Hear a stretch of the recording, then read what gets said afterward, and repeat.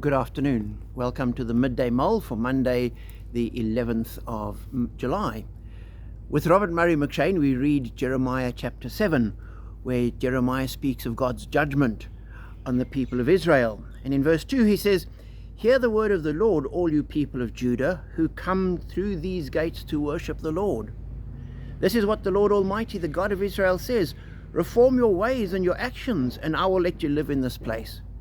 Do not trust in deceptive words and say, 'This is the temple of the Lord, the temple of the Lord, the temple of the Lord.' If you really change your ways and your actions and deal with each other justly, if you do not oppress the foreigner, the fatherless, or the widow, and do not shed innocent blood in this place, and if you do not follow other gods to your own harm, then I will let you live in the place and the land I gave your ancestors forever and ever." And as I read that, I struck, the people were going to the temple. It's not that they'd abandoned God. They hadn't locked up the temple and turned away and stopped doing what they were supposed to. And as you read through it, they were saying the right things, but they were not doing the right things. Their religion had become words, the temple of the Lord, the temple of the Lord.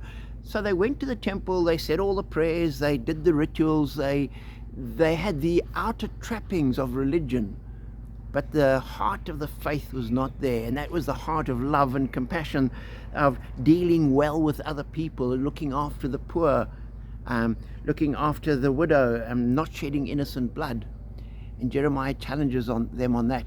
And I thought, how often don't we as Christians just slip into the ritual and the routine and the regularity of our faith? And God wants it to be alive for us. God wants it to be life-shaping, life-affirming.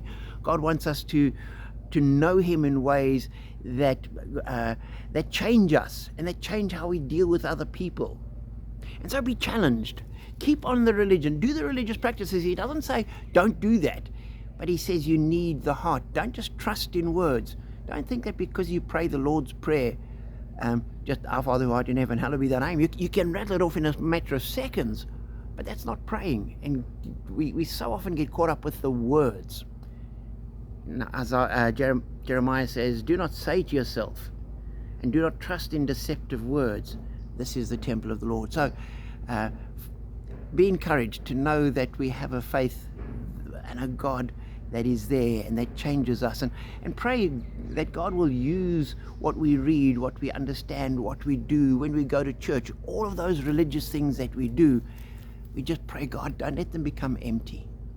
Fill them with your Spirit, that your power can work in us and through us. That's a challenge to us today. And if we get that right, the world will be different. Be blessed.